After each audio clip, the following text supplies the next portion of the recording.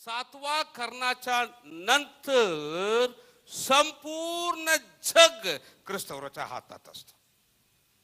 म्हणजे काय, सातवा करण्याच्या नंतर तुमच्या घराच्या कंपाऊंड मध्ये असलेल्या नारळाच्या झाडापासून नारळ काढून तुम्ही तुमच्या घरी आणू शकत नाही. तुमच्या घरच्या कंपाऊंड मध्ये असलेले तुमच्या घराच्या नारळच्या झाडामध्ये असलेले नारळ तेथून दुकानाला जाणार. त्या नारळच्या पैसा तुमच्या हातात असलेल्या चिप मध्ये जमा होईल. पण तुम्हाला नारळ पाहिजे असले तर दुकानामध्ये जाऊन विकत घ्यायला पाहिजे. सातवा करण्याच्या नंतर संपूर्ण जगामध्ये सगळ्या लोकांच्या हातात चिप असायला पाहिजे, हातात किंवा कपाळावर, नाहीतर त्यांनी काही घेऊ शकत नाही. सातवा करण्याच्या नंतर तुमच्या शेतामध्ये असलेले गहू ते पिकताना तुमच्या शेतामध्ये असलेले गहू कापून तुम्ही तुमच्या घरी आणू शकत नाही. त्या गहू तुमच्या शेतातून डायरेक्ट दुकानाला जाणार. त्या गहूचा पैसा तुमच्या हातात असलेल्या चिप मध्ये जमा होईल. पण तुम्हाला गहू पाहिजे असेल तर दुकानामध्ये जाऊन घ्यायला पाहिजे. असं करून टाकतो. बरं, आता मी तुम्हाला सांगितलं, कदाचित तुम्ही ख्रिस्तविरोधाच्या काळामध्ये सापडलं. आता येणाऱ्या येशूच्या येण्याच्या दिवसामध्ये त्याच्याबरोबर स्वर्गाला गेले नाही. सिनेमा, सिरियल, इंटरनेट, सेलफोन बघून बसून इथं बसलं तर ख्रिस्तविरोधीच्या काळापासून स्वर्गाला येण्यासाठी वाट आहे काय? मी तुम्हाला सांगितलं 2 वाट. नंबर 1 सांगतो, ऐका. सातवा करणा वाजवताना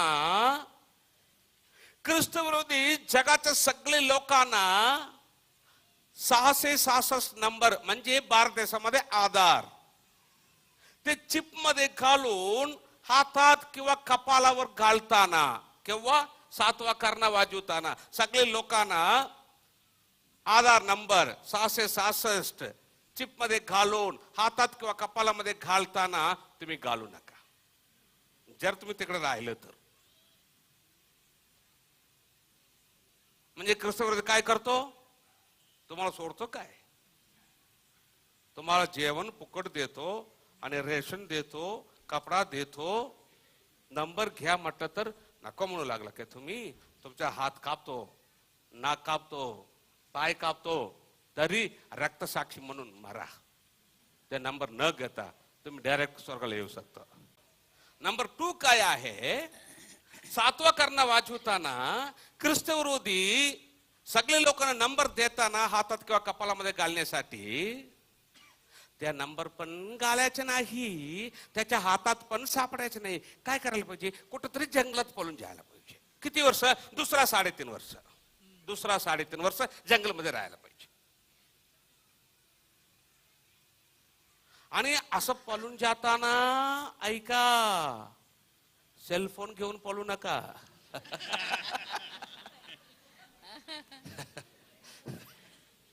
आता सगळे सेलफोनला IMEI नंबर दिलेला आहे.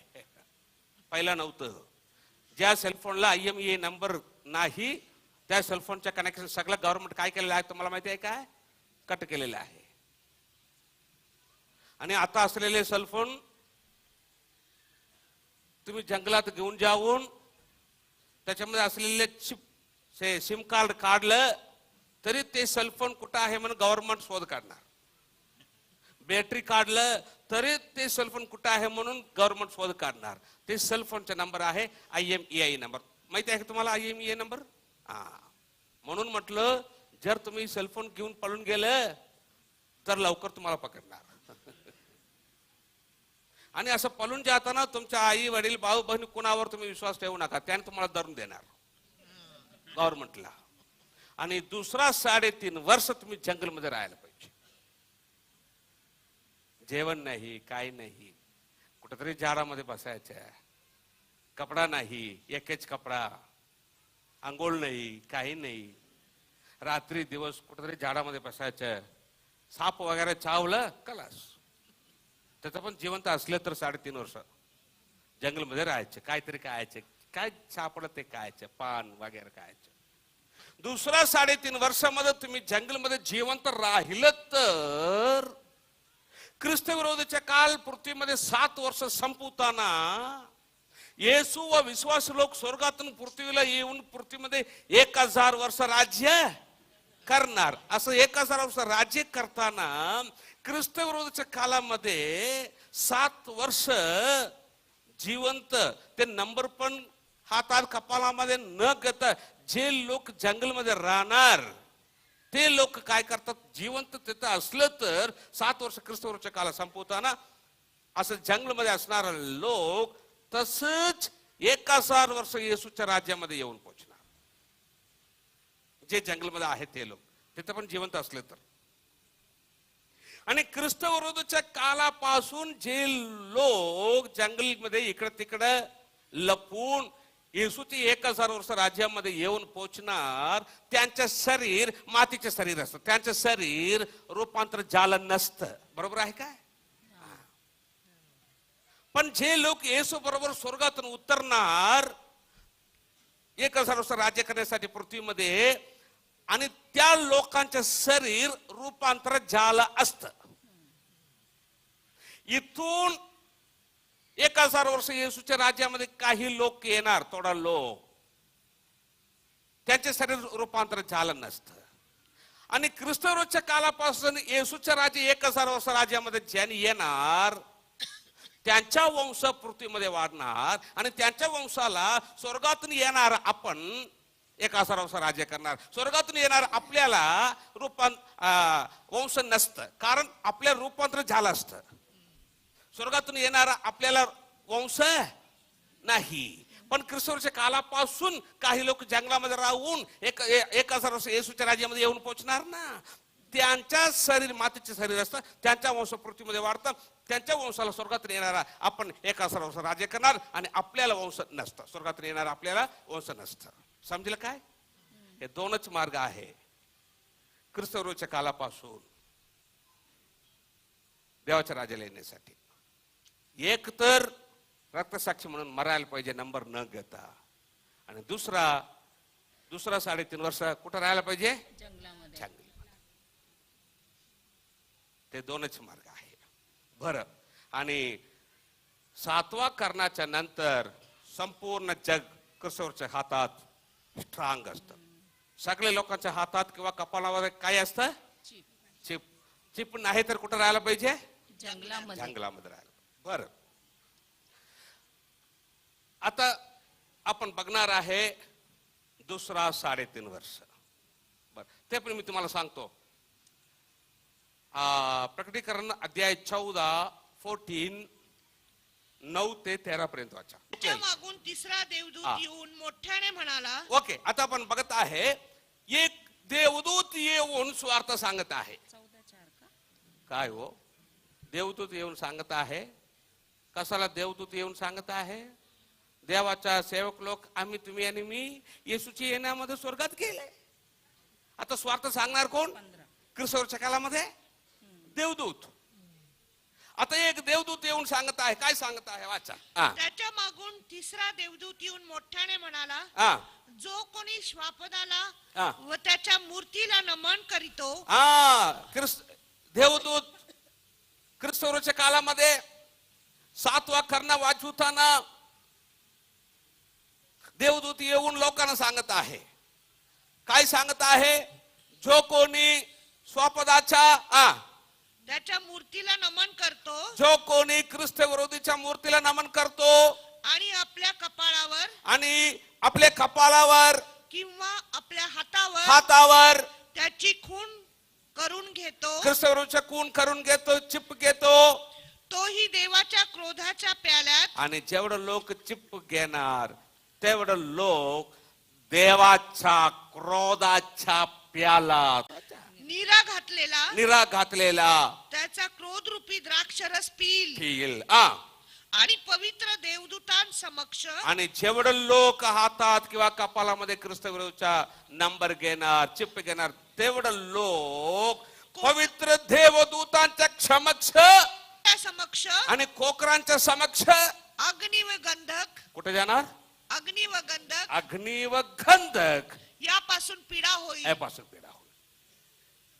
जे लोक हातात किंवा कपालामध्ये ख्रिस्त विरोधाचा नंबर घेणार, 7वा करणा वाजवताना ते लोक पवित्र देवदूतांचे समक्ष, कोकरांचे समक्ष अग्नी व गंधक यापासून त्याचं पीडा होईल. नंबर चिप घेणारा लोक नरकाला जाणे गॅरंटी. स्वर्गाला यायला पाहिजे काय? नंबर घ्यायचा नाही, रक्तसाक्षी म्हणून मरायला पाहिजे, नाहीतर जंगलला पळत जायला पाहिजे. जर नंबर घेतलं हातात किंवा कपालामध्ये, ते लोक नरकाला जाणे गॅरंटी. त्यांच्या पिढेचा धूर आणि नंबर घेणाऱ्या लोकांच्या पिढेचा धूर युगान युग वर येतो. युगान युग वर येते. आणि जे श्वापदाला आणि जे लोक ख्रिस्त विरोधीला त्याच्या मूर्तीला नमन करीतात त्यास आणि जो कोणी त्याच्या नावाची खून धारण करून घेतो त्यास रात्र दिवस विश्रांती मिळत नाही. ते नरकामध्ये त्रास भोगत असणार. देवाच्या आज्ञा पाळणारे, ख्रिस्त विरोधीच्या कालामध्ये देवाच्या आज्ञा पाळणारे व येशूवरील विश्वासाला धरून राहणारे पवित्र जन यांचे धीर धरण्याचे अगत्य ह्यातच आहे. तेव्हा स्वर्गातून झालेली वाणी मी ऐकली.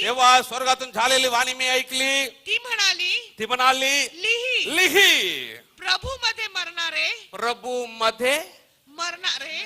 मध्ये मरणारे जगणारे नाही. एकच रस्ता मारायला पाहिजे. प्रभू मध्ये जगणारे आता येशू येईपर्यंत, आणि येशूच्या येण्यामध्ये स्वर्गाला गेलेलं नाही, तिकडे राहिलं प्रभू मध्ये मरायला पाहिजे. एकच रस्ता. आणि ख्रिस्ताच्या काळामध्ये 7वा करणा वाजवताना प्रभू मध्ये मरणारे आतापासून धन्य मरायलाच पाहिजे. तेच रस्ता, दुसरा रस्ता नाही. आत्मा म्हणतो खरेच आपल्या कष्टापासून सुटून त्यांना विसावा मिळेल. ओके, आता आपण बघितलं, एक तर स्वर्गाला यायला पाहिजे असलं तर ख्रिस्ताच्या काळामध्ये 7वा करणा वाजवताना तर नंबर न घेता मरायला पाहिजे किंवा जंगलामध्ये पळून गेले पाहिजे. ते दोनच रस्ता आहे. बरं, आता पहिला 3.5 वर्ष संपलं, आता दुसरा 3.5 वर्ष काय? महा उपद्रव काल सुरू होणार आहे. ते आपण बघूया. आता 7 शिक्क्यांची पिढा संपलं, 7 करण्यांची पिढा संपलं. पहिला 3.5 वर्ष उपद्रव काल संपलं. आता महा उपद्रव काल 7 वाट्यांची पिढा बघणार आहे आपण. 15वा अध्याय पहिला वचन घ्या. नंतर मी अत्यंत आश्चर्यकारक असे, म्हणजे पहिला 3.5 वर्ष संपल्यानंतर 7 शिक्क्यांची पिढा 7 संपल्यानंतर स्वर्गामध्ये अत्यंत आश्चर्यकारक असे दुसरं एक चिन्ह स्वर्गात पाहिले. स्वर्गामध्ये मी बघितले 7 पिढा घेतलेले, 7 पिढा हातात घेतलेले 7 देवदूत दृष्टीस पडले. माझ्या दृष्टीस पडले. त्या पिढा शेवटल्या होत्या. 7 वाट्या, 7 पिढा हातात घेऊन 7 देवदूत स्वर्गामध्ये आता तयार आहे. 7वं वचन वाचूया. त्या 4 प्राण्यांपैकी आणि स्वर्गामध्ये 4 प्राण्यांपैकी एकाने युगानुयुग जिवंत असणाऱ्या, एकाने काय म्हटले? युगानुयुग जिवंत असलेला, देवाच्या क्रोधाने भरलेल्या सोन्याच्या 7 वाट्या त्या 7 देवदूतास दिल्या. स्वर्गामध्ये 7 देवदूतांच्या हाती 7 वाट्या दिला, सोन्याच्या वाट्या. त्याच्यामध्ये काय भरलेलं आहे? तेव्हा देवाच्या क्रोधाने भरलेले 7 वाट्या दिला. 16वा अध्याय पहिल्या वचनापासून वाचा. तर मी आज आता स्वर्गामध्ये आपण बघत आहे. नंतर मी मंदिरातून निघालेली एक मोठी वाणी ऐकली. स्वर्गामध्ये मंदिरातून निघालेली एक मोठी वाणी मी ऐकली. ती त्या 7 देवदूतास म्हणाली. ती त्या 7 देवदूतास म्हणाली. कुठल्या 7 देवदूतास? कुठल्या 7 देवदूतास? वाट्या क्रोधाने हातात. 7 भरलेल्या वाट्या क्रोधाने हाताने देवाच्या क्रोध हातात घेतले ना, त्या 7 देवदूतास आता स्वर्गातून वाणी आलं. काय वाणी आले? जा. पुढे झा. देवाच्या क्रोधाच्या 7 वाट्या पृथ्वीवर होत. देवाच्या क्रोधाच्या 7 वाट्या. 7 वाट्या पृथ्वीवर होता. कुठं होता? पृथ्वीवर. कुठं होता? पृथ्वीवर. पृथ्वीवर होता. पुढे वाच. तेव्हा पहिल्याने जाऊन तेव्हा पहिला देवदूताने जाऊन आपली वाटी आ, पृथ्वीवर ओतली. पहिला देवदूताने जाऊन आपली वाटी पृथ्वीवर ओतली. तेव्हा त्या श्वापदाची खून तेव्हा ख्रिस्त विरोधीचा नंबर चिप धारण केलेल्या धारण केलेल्या सगळे लोकांना आणि त्याच्या मूर्तीला आ. नमन करणाऱ्या लोकांस सगळे लोकांना वाईट व घाणेरडे फोड आले. ते संपूर्ण शरीरामध्ये काय आलं? फोड आले. काय आलं? घाणेरडे फोड. कुठलं फोड? घाणेरडे फोड. वाईट व घाणेरडे फोड आले. जेवढं लोक जगामध्ये ख्रिस्त विरोधीचा नंबर हातात किंवा कपालामध्ये घेतले, सगळे लोकांना संपूर्ण शरीरामध्ये वाईट व घाणेरडे फोड आले. माझ्या शरीरामध्ये फोड आलं. मी डॉक्टर कडे जातो म्हणून दवाखान्याला गेलं, डॉक्टरला पण फोड. औषध लावायला नर्स कडे गेलं, नर्सला पण फोड. सगळ्यांना फोड. जगामध्ये जेवढे लोक ख्रिस्तवराचा नंबर हातात कपालामध्ये घेतले, चिप घेतले, सगळे लोकांना संपूर्ण शरीरामध्ये घाण फोड, वाईट फोड. संपूर्ण शरीरामध्ये फोड असलं, कपडा घालू शकतो काय? कपडा घालू शकतो? नाही. एकदा मी आणि माझ्या पत्नी एक सिस्टरला बघायला, त्याच्यासाठी प्रार्थना करायला आम्ही दवाखान्याला गेलो हुबळीमध्ये. त्या सिस्टर देवाच्या सेवक होती, तामिळनाडूचे होते. त्याने फार चांगलं सेवक करत होते. पण काय झालं, काहीतरी रिॲक्शन झालं म्हणून आणि त्या सिस्टरच्या संपूर्ण डोक्यापासून पायापर्यंत फोड आला होता. मी आणि आता त्या सिस्टर जिवंत आहे, देवाने बरं केलेलं आहे, देवाला स्तुती असो. आणि मी आणि माझ्या पत्नी गेले त्यांना बघायला दवाखान्याला. आणि तिथं काही सिस्टर्स आमच्याकडे आले, थोडं बाहेर थांबा म्हटलं. आम्ही बाहेर थांबलं, कारण त्या सिस्टरच्या शरीरामध्ये कपडा नाही, पूर्ण अंगामध्ये फोड. असं बसून उठलं तर तिथं सगळं रक्त, असं झोपून उठलं तर सगळं रक्त. आणि दवाखान्यामध्ये बेडमध्ये केल्याच्या झाडाच्या पान आहे ना, ते सगळे कापून बेडमध्ये घालून त्याच्यावर त्या सिस्टरला बसवलं होते, झोपवलं होते. आणि आम्ही गेलं त्या सिस्टरला बघायला. 2 सिस्टर्स काय केले, त्या सिस्टर बेडमध्ये बसले होते, त्या सिस्टरचा आणि आमच्या मध्ये एक बेडशीट धरून उभं राहिले. कारण त्या सिस्टरच्या अंगामध्ये संपूर्ण ड्रेस नव्हतं. आणि फक्त त्या सिस्टर तोंड बेडशीटच्या वरी असं हे करून आमच्या बरोबर बोलवत होते. मला फार वाईट वाटलं. सगळे केस वगैरे कापले त्या सिस्टरचं. कारण काय, डोक्यामध्ये पण फोड आणि तोंड सगळं फोड. आणि आम्ही त्या सिस्टरसाठी प्रार्थना करून आलो. देवाने त्याच्या कृपेने बरे केले. आता त्याने चेन्नईमध्ये सेवा करीत आहे. हालेलुया. इथं आपण बघत आहे संपूर्ण शरीरामध्ये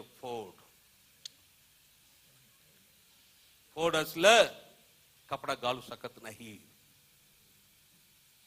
आईला पण फोड, वडीलला पण फोड, लेकरांना पण फोड. सगळे बसून बघितलं ना सिनेमा सिरियल. पूर्ण शरीरामध्ये फोड आणि कपडा नाही. कपडा नाही, नग्न बसायला पाहिजे घरी. संपूर्ण जगाचा लोक. का देवाने असं केलं? महा उपद्रव काळ पाहिजे पाहिजे. नाही. तरुणांनो, माझ्या भाऊ बहिणीनो, लहान लेकरांनो, ऐका. सिनेमा, सिरियल, इंटरनेट, सेलफोन मध्ये काय बघत आहे तुम्ही? इतरांच्या नग्न. ऐका, तुम्हाला संपूर्ण नग्न करून अंगामध्ये फोड देऊन बसवणार ख्रिस्तवरच्या काळामध्ये झप्पा. तरुण बहिणीनो, ऐका. अर्धा पर्दा ड्रेस घालू नका. तिकडे मग संपूर्ण नग्न होऊन बसायला पाहिजे. डिसेंट ड्रेस घाला आणि डिसेंट येसू बरोबर स्वर्गाला जाऊन पोहोचा. ड्रेस नसता संपूर्ण शरीरामध्ये फोड घेऊन नग्न बसायला पाहिजे ख्रिस्तवरच्या काळामध्ये सगळे जगाचा लोक. का? महा उपद्रव काळ. दुसरा वाट्या. दुसऱ्याने हा. आपली वाटी दुसरा देवदूताने आपली वाटी समुद्रात ओतली. कुठं ओतली? समुद्रात. समुद्रात ओतली.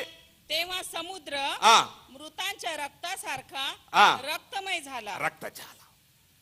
100% रक्त झाला. आपण इथं बघितलं, दुसरा करणा वाजवताना 1/3 समुद्र काय झालं? रक्तमय. पण आता दुसरा वाट्या होताना संपूर्ण जगामध्ये सगळे समुद्राच्या पाणी 100% एक पण थेंब न सोडता संपूर्ण जगाच्या समुद्राच्या पाणी काय झालं? रक्तमय. कुठला रक्त झालं? मृतांच्या रक्त झालं.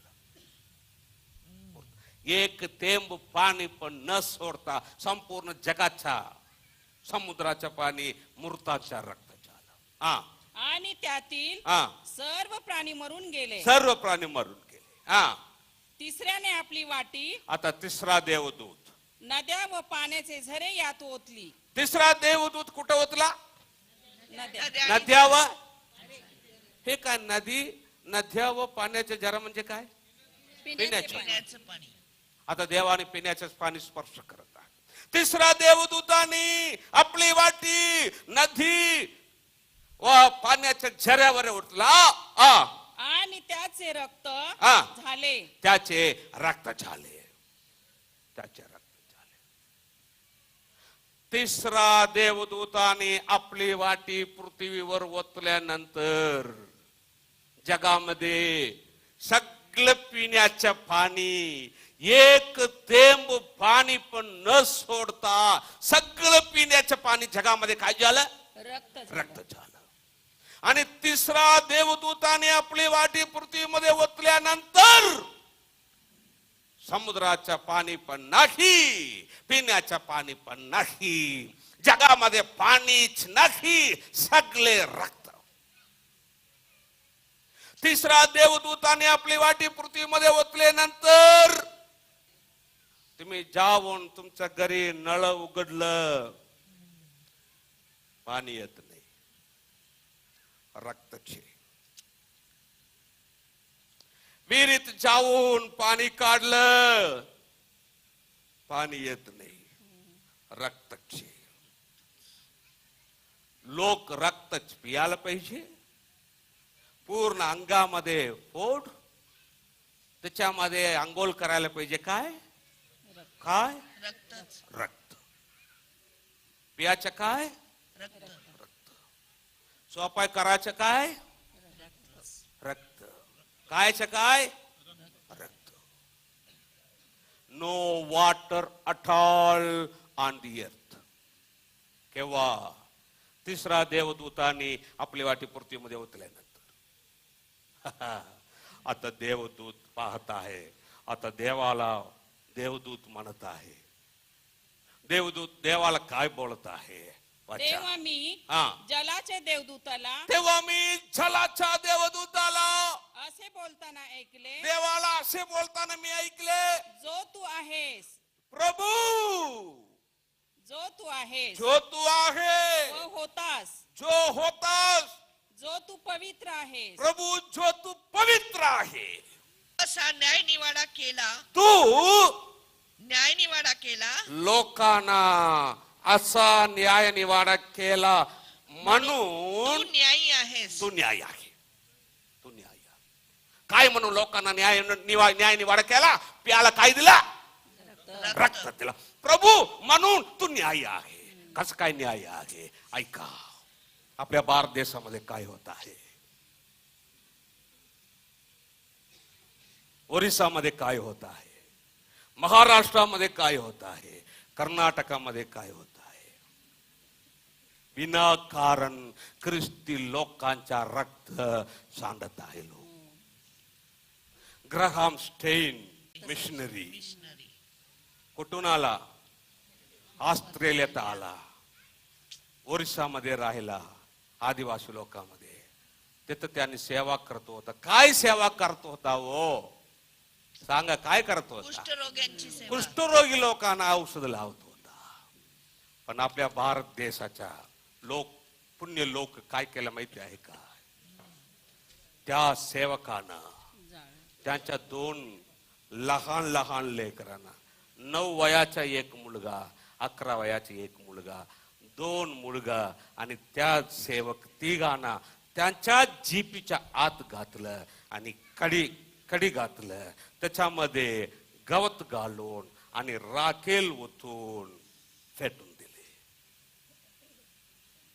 त्या सेवक म्हटला, जीपीच्या कडी काढला, दोन्ही लेकरांना बाहेर हाकलून दिला आणि जीपीच्या राऊंड 150-200 तरुण लोक होते आपल्या भारत देशाच्या. आणि त्या सेवक म्हटला, दोन्ही लेकरांना जीपीच्या बाहेर हाकलून देऊन त्या सेवक म्हटला, बाहेर उभ्या असलेल्या तरुण लोकांना, मला जाळून टाका, लेकर लहान आहे, त्यांना सोडा म्हटलं. पण आपल्या भारत देशाचे लोक काय केलं माहिती आहे काय? दोन्ही लेकरांच्या पोटात त्रिशूळ घालून जीपीच्या आत हाकलून दिले. लेकरांच्या पोटातून रक्त निघता वडील दोन्ही लेकरांना गट्ट धरून तिघांनी जिवंत जळून मरून गेले. 1 वर्षाच्या आधी ओरिसामध्ये आमच्या आशीर्वाद युवक मिशनच्या कितीतरी चर्चला फाडून टाकले. आदिवासी लोकांच्या चर्च ते फाडून टाकले. आम्ही काय केलं माहिती आहे का? तुमच्या सारखं ख्रिस्ती लोकांच्या घरी आणि आमच्या आदिवासी विश्वासी लोकांच्या घर, ते सगळे झोपडी, ते सगळे आगाने आग लावलं. आणि आमच्या आदिवासी विश्वासी लोक जाऊन जंगलमध्ये राहत होते, लेकर सगळे जाऊन, घर नाही, काही नाही. आम्ही काय केलं, तुमच्यासारखे ख्रिस्ती लोकांच्या घरी तामिळनाडूमध्ये जाऊन, प्रत्येक घरी जाऊन तांदूळ, जुना कपडा, भांडे वगैरे सगळे गोळे करून, पैसा वगैरे गोळे करून त्यांना जाऊन आणि त्यांना तांदूळ, कपडा, भांडे देऊन त्यांचा बचाव केले. जे चर्च फाडून टाकले ओरिसामध्ये, त्यांना तुमच्यासारखे ख्रिस्ती लोकांमध्ये पैसा गोळे करत परत त्यांना चर्च त्यांना बांधून दिले. बांधून देऊन हेच बायबल स्टडी ओरिसामध्ये मी जाऊन घेतलो. कर्नाटकामध्ये मी आणि माझ्या पत्नी चर्चमध्ये हेच बायबल स्टडी आम्ही घेत असताना बाहेरून फोटो काढलं आणि आम्हाला त्यांनी म्हटलं, त्यांनी मतांतर करतात म्हणून उगाच आमच्या मध्ये केस करून आणि आमच्या दोघांना पोलीस स्टेशन मध्ये नेऊन बसवलं. बरं झालं माझ्या पत्नी मला सोडून गेलीच नाही, ती पण बसली पोलीस स्टेशन मध्ये. माहिती झालं मी गेलं, माझ्या नवऱ्याला मारतात त्याने म्हणून. आणि आमच्या दोघांना आणि त्याने धमकावलं, काय काय लिहिले. मी म्हटलं काय पण लिहून घ्या म्हटलं आणि सही करून आम्ही आलो आणि देव मोठं कार्य केला. आणि नंतर त्याच चर्चला 2012 डिसेंबर महिना, एका वर्षाच्या आधी तिथं लोक विरोध करणारे लोक फाडून टाकले. त्या आदिवासी लोकांसाठी आम्ही बांधून दिलेले चर्च सगळीकडे. आता काय होत आहे आपल्या भारत देशामध्ये, विनाकारण ख्रिस्ती लोकांच्या रक्त इतर लोक सांडत आहे. आता देवदूत म्हणत आहे देवाला, प्रभू जे लोक, कारण त्यांनी पवित्र जनांचे व संदेष्टांचे रक्त पाडले. प्रभू ते लोक काय केले, पवित्र जनांचे आणि तुझे संदेष्टांचे. तुझे पवित्र जनांचे व संदेष्टांचे सेवक लोकांचे ते काय केले, रक्त पाडले. फाडलेलं आहे. आणि तू त्यास रक्त प्यायला लावले आहे. तुझे न्याय बरोबर आहे. यास ते पात्र आहे. पुण्यामध्ये असलेले सगळे लोक हो ऐका, जगामध्ये असलेले सगळे लोक हो ऐका. कुठला गव्हर्नमेंट असू द्या, कुठला संस्था असू द्या, कुठला लोक असू द्या, विनाकारण आज ख्रिस्ती लोकांच्या रक्त फाडणारे अजून थोड्याच दिवसामध्ये रक्त पिणार. हे देवाचा न्याय. हे तुमच्यासाठी नाही, तुम्हाला बचाव करून घ्या, तुमच्या लेकरांना बचाव करून घ्या. येशूच्या येण्यामध्ये जाऊन पोचा स्वर्गामध्ये तुम्हाला पवित्र करून घ्या. चौथा करणं. चौथ्याने आपली वाटी सूर्यावर ओतली. चौथा देवदूताने आपली वाटी कुठे ओतला, सूर्यावर ओतला. आणि सूर्याला अग्नीच्या योगे माणसांना करपून टाकण्याच्या मुभा देण्यात आली. चौथा करणा वाजवताना देवाने सूर्याला आज्ञा दिला. काय आज्ञा दिला, लोकांना काय करायला पाहिजे, पूर्ण अंगामध्ये फोड, त्याच्यामध्ये पियाच्या रक्त, ओत्याच्या रक्त आणि सूर्य करपून टाकत आहे. मी डिक्शनरी घेऊन बघितलं त्याचा अर्थ काय आहे. Tamil Bible, English Bible, Kannada Bible, Marathi Bible, dictionary, Tamil to English dictionary, Hindi dictionary, Marathi, ते सगळे हे करून त्याच्यामध्ये लास्ट मी फाउंड केलं ऑफ बॉइल्ड. याचा अर्थ आहे ऑफ बॉइल्ड. लोकांना करपून टाकणे म्हणजे काय, फुल बॉइल्ड म्हणजे राख होणार. ऑफ बॉइल्ड म्हणजे काय, आपण चिकन 65 खात आहे ते ऑफ बॉइल्ड. देवाच्या वचनाला आपण कमी करायचे नाही. आता तुम्ही आणि मी काय करत आहे, चिकन जीव मारून टाकून ते 65 करून खात आहे. जर तुम्ही आणि तुमच्या लेकरात येणारे येशू बरोबर स्वर्गाला गेलेले नाही, तुम्हाला जिवंत ठेवतो आणि 65 करतो देव तुम्हाला. एवढं तुम्हाला सांगून अजून तुम्ही तिकडे राहिलं तर त्याच्यासाठी तुम्ही योग्य आहे की नाही, योग्य आहे की नाही. जीव ठेवतो आणि 65 करतो नाही. कारण का, महा उपद्रव.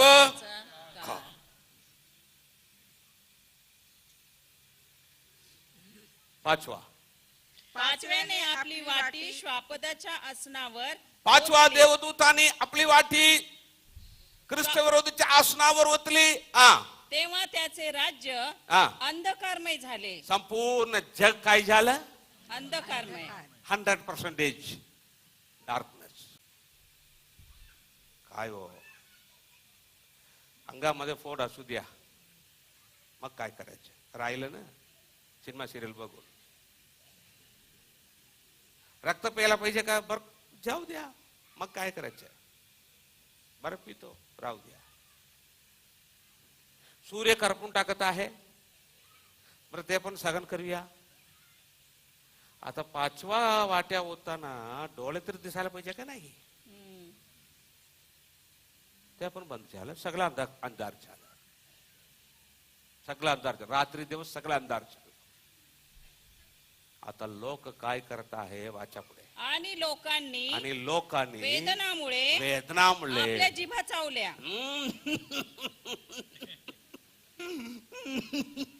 नाही, वचन वचन सांगत एक पण राहणार नाही. सगळं जीवा चावायलाच पाहिजे, कारण लिहिलेलं आहे वचन. लहान थोर सगळं काय करायला पाहिजे? जीवा चावायला चावायलाच पाहिजे, कारण देवाच्या वचनामध्ये लिहिलेलं आहे ते तसंच होणार.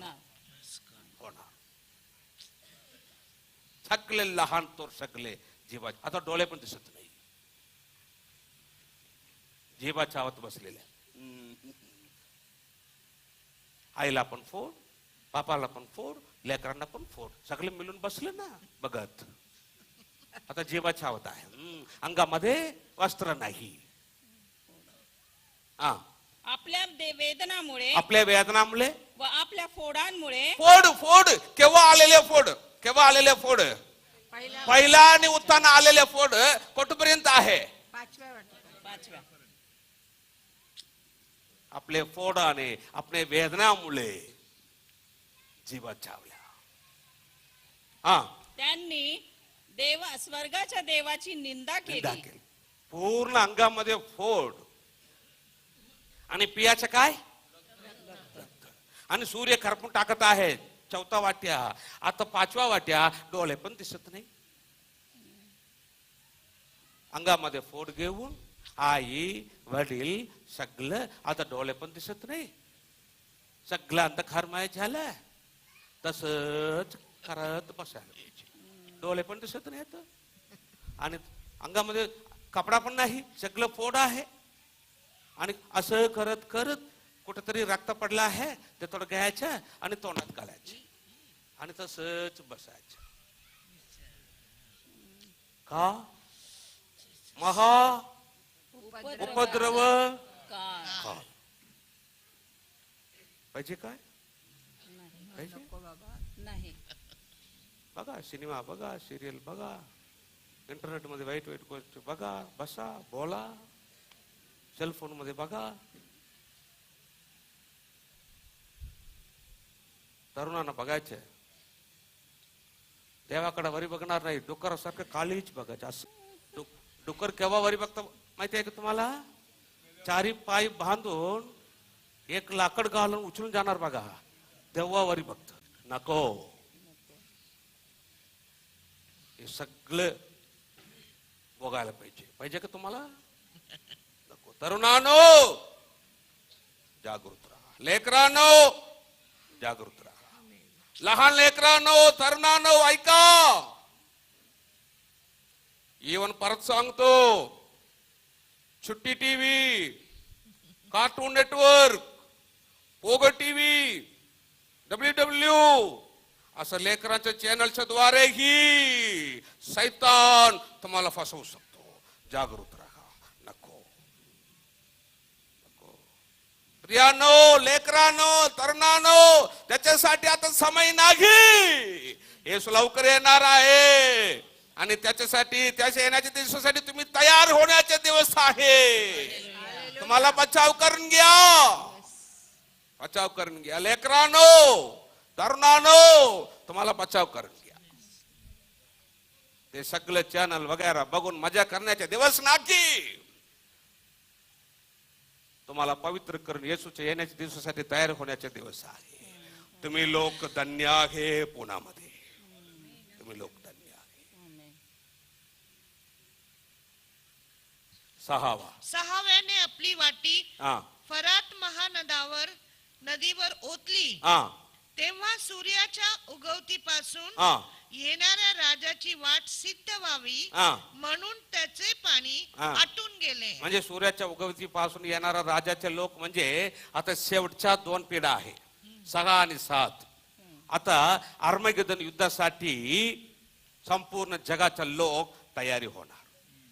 7वा वाट्या संपल्यानंतर आर्मगेदन युद्ध होणार. बरं, 6वा वाट्या उत्ताना फरात नदी आटून अर्मेगदोन युद्धासाठी राजे लोक येऊन तयारी होणार.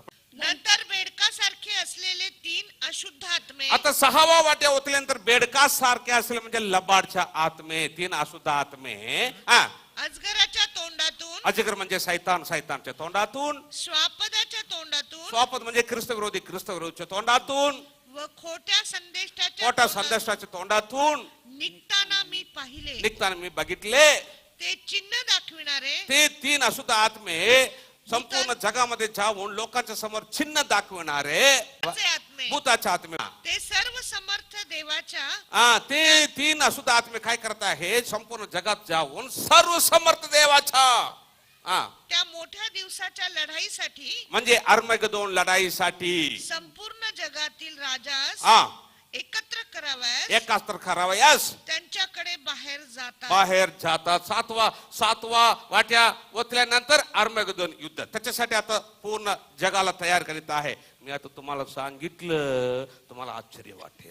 पहा, जसा चोर येतो तसाच मी येईन. मी येणार आहे ख्रिस्तच्या काळाच्या अगोदरच. आपण नग्न असे चालू नये. तुम्ही नग्न असं चालू नये म्हणजे काय? तुमच्या तारणाची वस्त्र सोडू नका, मागे जाऊ नका.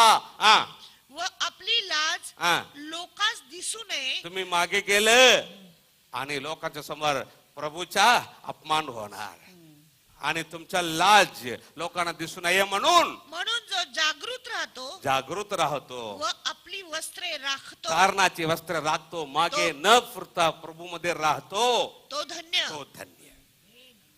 त्याचा बचाव होईल. बरं, आता पुढे वाचा.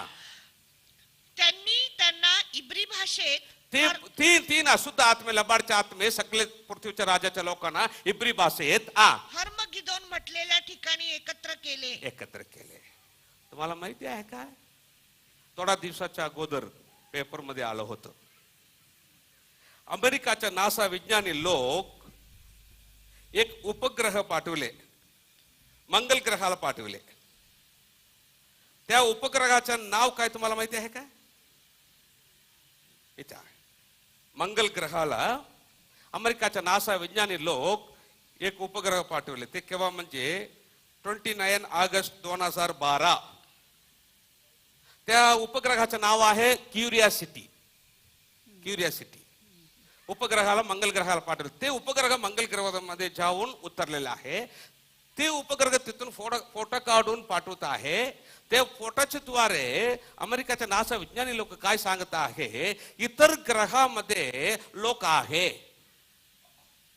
ते लोक अजून 15 वर्षामध्ये पृथ्वीमध्ये येऊ शकतं, पण त्यांना आपण सोडायचं नाही.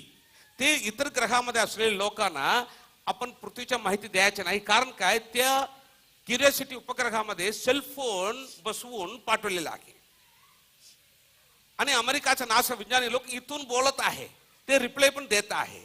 म्हणून आता विज्ञानी लोक काय शोध काढलेला आहे? माणूस पृथ्वीपासून इतर ग्रहामध्ये असलेल्या लोकांबरोबर बोलू शकतो. म्हणून पृथ्वीच्या माहिती कुठला देश विज्ञानी लोक इतर ग्रहामध्ये असलेल्या लोकांना द्यायचे नाही, पृथ्वीला डेंजर होईल म्हणून त्यांनी विज्ञानी लोक सांगितलेलं आहे. आणि इतर ग्रहामध्ये असलेल्या लोकांना त्यांनी नाव दिलेलं आहे. काय नाव तुम्हाला माहिती आहे काय? एलियन्स म्हणून नाव दिलेलं आहे. आता तुम्ही सगळे बघा, छोटी टीव्ही, कार्टून नेटवर्क, सगळे लेकरांच्या टीव्ही मध्ये बघा, इतर ग्रहापासून कोणीतरी पृथ्वीला येण्यासारखं, त्याने पृथ्वीला पकडण्यासारखं, पण पृथ्वीच्या त्यांच्या बरोबर लढाई करून हटून देण्यासारखं कार्टून आहे का नाही? म्हणजे काय? एलियन्स आहे, ते पृथ्वीला येणार, पृथ्वीला पकडणार, त्यांना सोडायचं नाही. नासा विज्ञानी लोक पण सांगितलं आहे. सगळं टीव्ही मध्ये तेच आता चालू आहे. पण प्रियानो ऐका, एलियन्स नाही. बायबल मध्ये लिहिलेलं आहे फक्त पृथ्वीला लोक राहण्यासाठी देवाने निर्माण केलेलं आहे आणि एलियन्स नाही. पण विज्ञानी लोक पण सांगत आहे एलियन्स आहे. तुम्हाला माहिती आहे काय? खरं ते एलियन्स म्हणजे कोण तुम्हाला माहिती आहे काय? ते एलियन्स आपणच आहात. आता येशू येणार, येशू बरोबर तुम्ही आणि मी स्वर्गाला जाणार. आपण स्वर्गाला गेल्यानंतर 7 वर्ष ख्रिस्तवृत्ती काल पृथ्वीमध्ये असणार आणि 7 वर्ष ख्रिस्तवृत्ती काल पृथ्वीमध्ये संपवताना तुम्ही आणि मी येशू बरोबर स्वर्गातून पृथ्वीवर उतरणार कशासाठी? हजार वर्ष राज्य करण्यासाठी आणि स्वर्गातून उतरणारा आमच्या विरुद्ध लढाई करण्यासाठी, आर्मगुदन युद्धासाठी सगळे पृथ्वीच्या लोकांना एकत्र करण्यासाठी. आता लाबाडच्या सैतानच्या आत्मा लोकांना काय सांगत आहे? एलियन्स येणार आहे, दुसऱ्या ग्रहातून येणार आहे, ते माणसासारखं नसणार, कारण की आपल्या रूपांतर झालं असतं. ते येणार आहेत, त्यांना सोडायचं नाही, ते पृथ्वीला पकडणार, त्यांना सोडायचं नाही. लबाडच्या सैतानच्या आत्मा सगळ्या लोकांना तयारी करीत आहे आर्मगेदोन युद्धासाठी. येशू व विश्वासी लोक आपल्या विरुद्ध युद्धासाठी आताच लोकांना तयारी करीत आहे. एलियन्स येणार आहेत, त्यांना सोडायचं नाही. किती फॉरवर्ड आहे बघा सैतान. आताच एलियन्स एलियन्स एलियन्स एलियन्स म्हणून संपूर्ण जग तयार आहे. दुसऱ्या ग्रहातून कोणी पृथ्वीमध्ये सोडायचं नाही म्हणून. पण आपणच स्वर्ग म्हटलेल्या ग्रहापासून पृथ्वीला उतरणार आहे आणि 1000 वर्ष राज्य करणार आहे. आमच्या विरुद्ध युद्ध करण्यासाठी लबाडच्या आत्मा संपूर्ण जगाच्या लोकांना एलियन्स येणार, सोडायचं नाही म्हणून आता जगाला तयार करत आहे. आर्मगेदोन युद्धासाठी जग तयार, रेडी. अजून शेवटच्या काला पाहिजे काय? शेवटच्या पिढा. 7व्याने आपली वाटी. 7वा पिढा.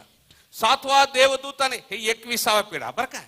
7वा वाट्या 21वा पिढा. 7व्याने आपली वाटी. 7वा देवदूताने आपली वाटी अंतराळात ओतली. तेव्हा मोठी वाणी मंदिरातून राजासनापासून निघाली. ती म्हणाली, झाले आता संपलं. तेच 21 पिढा. पण परिणाम काय पृथ्वीमध्ये पुढे व्हायचा? तेव्हा विजा चमकल्या. तेव्हा जगामध्ये पृथ्वीमध्ये विजा चमकल्या. गर्जना मेघाचे गडगडाट झाल्या. शिवाय इतका मोठा भूकंप झाला की पृथ्वीवर मानव झाल्यापासून, पृथ्वीवर आदम हव्वा झाल्यापासून इतका मोठा भूमिकंप कधी झाला नव्हता. शेवटी येशू पृथ्वीला धरून हलवून टाकतो. सैतान जे काय बांधून खरून ठेवलेलं आहे ते सगळं फुटी, ते सगळं चूर चूर, ते सगळं तुकडं करून, ते सगळं माती करून पृथ्वीला पवित्र करून टाकतो. शेवटच्या पिढा हलवून टाकतो. कारण त्याचं पवित्र राज्य व्हायला पाहिजे. आता नेक्स्ट इतका मोठा भूमिकंप झाला की पृथ्वीमध्ये आदम हव्वा झाल्यापासून तितका मोठा भूमिकंप झाला नाही. मोठ्या नगरीचे 3 विभाग झाले. प्रभू पृथ्वीला हलवताना यरुशलेम मोठ्या नगरी किती विभाग झाला? 3 भाग. 3 झाला यरुशलेम. राष्ट्रांची नगरे कोसळली. राष्ट्रांची नगरे कोसळली. सगळे राष्ट्र, America, India, Pakistan, Sri Lanka, Australia, Japan, सगळे राष्ट्र, सगळे नगरे, पुणे, बॉम्बे, दिल्ली, कलकत्ता, चेन्नई, सगळे नगरे, राष्ट्रांची नगरे, बिल्डिंग कोसळली.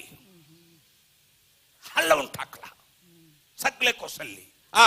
तेव्हा देवाने आपला तीव्र क्रोध रूपी द्राक्षरसाचा प्याला मोठ्या बाबेल नगरीला द्यावा म्हणून त्याच्या समोर तिचे स्मरण करण्यात आले. प्रत्येक बेट पळून गेले. प्रभू पृथ्वीला शेवटी हलवताना प्रत्येक बेट, जे समुद्रामध्ये डोंगर आहे ते सगळे काय झालं? पळून गेले. काय झालं? पळून गेले. म्हणजे एक दगड तुम्ही फेकलं तर कुठे जसं जाऊन पडत आहे तसं बेट फळून गेली. प्रत्येक बेट, एक पण त्याच्या ठिकाणी राहिलेलं आहे. समुद्रामध्ये असलेले डोंगर फळून गेली. ऑलरेडी सगळं रक्त झालेलं आहे, पाणी रक्त झालेलं आहे. त्याच्यामध्ये असलेले डोंगर फळून गेले. आणि डोंगराचा ठाव ठिकाणाही राहिला. डोंगर म्हणजे काय? बेट म्हणजे समुद्रामध्ये, डोंगर म्हणजे जमिनीमध्ये. आणि जमिनीमध्ये जे डोंगर होत त्याच्या ठाव ठिकाणीही राहिला नाही. म्हणजे काय? त्याच्या पत्ताच नाही, कुठे जाऊन पडलं. संपूर्ण पृथ्वीला हलवून टाकतो. कालच्या वरच्या खाली हलवून टाकतो, पवित्र करतो. सुमारे 1 मन वजनाच्या मोठ्या गारा. आणि तेवढेच नाही, त्याच्यामध्ये पण काही लोक राहिलेला आहे का? प्रभू म्हणतो एवढा पिढा तुला देऊन अजून तू राहिलेला आहे काय? मोठा गारा आकाशातून माणसांवर पडल्या. कुठं पडला? माणसांवर. पिढा तुला देऊन अजून जिवंत आहे. तू अंगामध्ये फोड घेऊन छामर डोक्यावर डायरेक्ट तेव्हा गारांच्या पिढेमुळे, या गारांच्या पिढ्यामुळे लोकांनी देवाची निंदा केली. कारण त्या गारांची पिढा अति भयंकर होती. अति भयंकर होती. पण प्रभू शेवटी आपल्याला सांगत आहे की सगळं असं होणार आहे. सगळे पृथ्वीमध्ये प्रकटीकरण 3:10 धीराविषयीचे माझे वचन तू राखले आहे. प्रभू तुम्हाला बघून सांगत आहे, माझ्या लेकरांनो, माझे वचन तुम्ही राखलेले आहेत तुमच्या मनामध्ये. जर तुम्ही आता येशूवर विश्वास ठेवून बाप्तिस्म घेऊन देवाच्या वचनाप्रमाणे राहिलं, देवाच्या वचन तुमच्या मनामध्ये असलं तर प्रभू सांगत आहे म्हणून पृथ्वीवर राहणाऱ्या लोकांची परीक्षा होण्याचा, आणि तुम्ही माझ्या वचन तुमच्या मनामध्ये राखलं म्हणून जो परीक्षा प्रसंग सर्व जगावर येणार आहे, संपूर्ण पृथ्वीमध्ये जे ख्रिस्तरोचे काळ येणार आहे, परीक्षा प्रसंग, त्यापासूनही मी तुला राखील. तुला राख. त्याच्या आधी मी तुला घेऊन जातो स्वर्गात.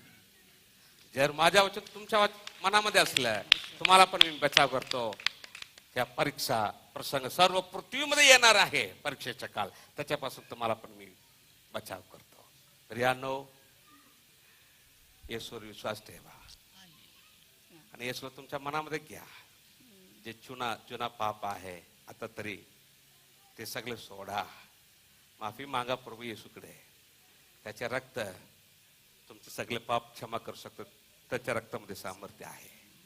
आणि ख्रिस्तच्या कालापासून तुम्हाला तुमच्या लेकरांना, फ्रेंड्स लोकांना बचाव करा.